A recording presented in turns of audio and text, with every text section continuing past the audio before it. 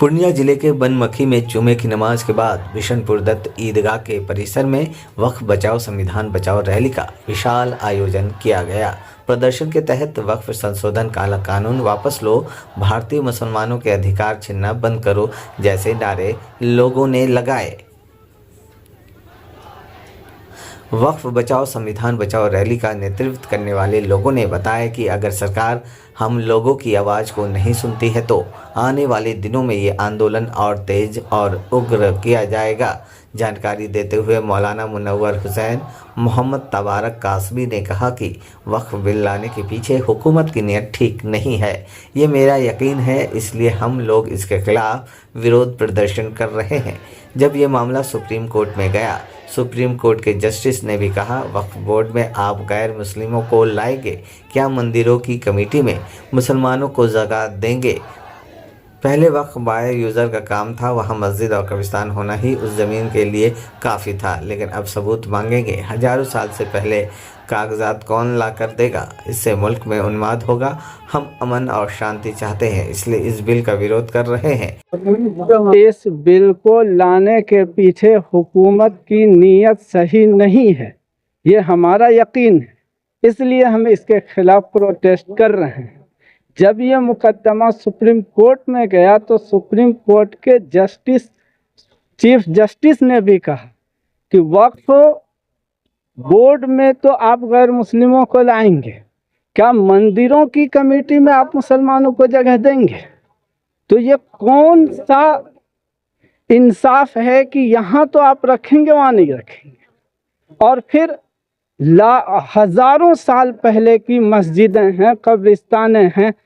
पहले वक्फ by user का कानून था कि वहाँ मस्जिद और कब्रिस्तान होना ही उस ज़मीन के मस्जिद या कब्रिस्तान के लिए होने के लिए काफ़ी था। लेकिन अब सबूत मानेंगे, 1000 साल पहले के कागजात कौन लाकर?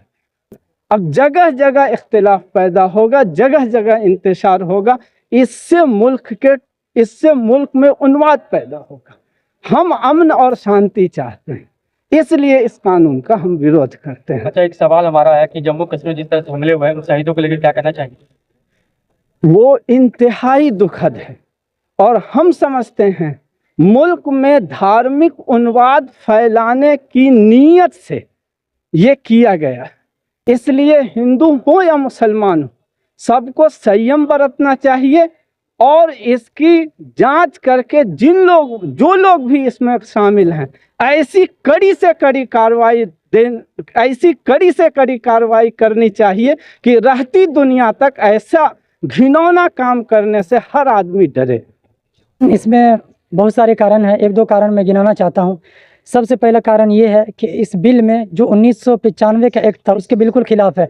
उसमें कहा गया था कोई भी आदमी, चाहे वो हिंदू हो, सिख हो, ईसाई हो, मुसलमान हो, वक्फ कर सकता और करते भी आए। ख़ास मुसलमानों ने बहुत सारी जायदाद वक्फ की है। लेकिन अब इसमें कहा गया कि अगर आपको वक्फ करना है, दान करना है, तो 5 साल प्रैक्टिस मुसलमान आपको साबित करना होगा।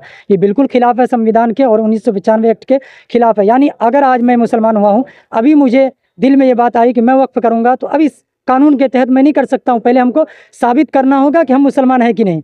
दूसरा ये कि इस बिल पहले वाले जो एक्ट था उसके मुताबिक कोई भी आदमी इस चेयरमैन में बगैर लिखित के आ जाता था, यानी मुतवल्ली बन जाते थे। लेकिन अब अगर आप मुतवल्ली है तो आपको लिखित तौर पे देना होगा। तीसरी जो बात है वो भी हैरान करने वाली है, वो ये है कि इसमें जो चेयरमैन होंगे पहले मुसलमान होते थे, अब 2 गैर मुस्लिम होंगे। समझ रहे?